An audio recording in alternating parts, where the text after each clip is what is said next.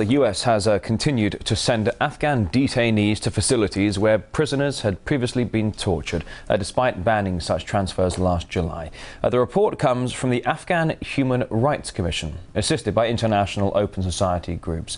Evidence of new torture has already been uncovered. The details now to RT's Guy Nature-Chakan.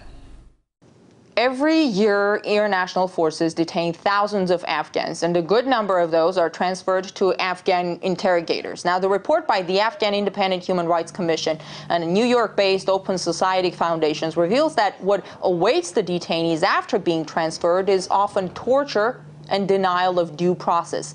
The report refers to very specific cases and testimonies and basically asks whether the U.S. is complicit in torture there. We're talking about some gruesome reports of abuse detailed in that report: beatings, suspension from the ceiling, electric shocks, threatened or actual sexual abuse, and other forms of mental and physical abuse which are routinely used to obtain confessions or other information. The research primarily focuses on how the Afghan intelligence agency does business, and that it says that the U.S. The business of the U.S. forces is just to hand over those detainees. But for years, America's own network of secret prisons in Afghanistan has provided ample material for various reports. Rampant torture and unlawful practices have been reported at so-called black site interrogation centers. By the way, the U.S. government has admitted the existence of those secret centers, but the confirmation came after many years of denial. So now, as the U.S. is in the process of handing over its prisons, including the infamous prison on Bagram Air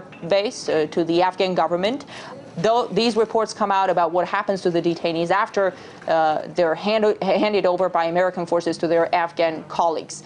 This pull-out operation is becoming increasingly challenging for the United States, at times plain embarrassing because of the bad news coming from Afghanistan on a regular basis. The American soldier who had apparently killed 16 innocent civilians, the burning of the holy Muslim books, U.S. Marine urinating on dead Afghans, and more broadly, the surge of violence there, rampant opium production, which terrorists around the globe feed off. Yes, journalists tend to focus on problems, but in Afghanistan, it seems there are more problems than time to report.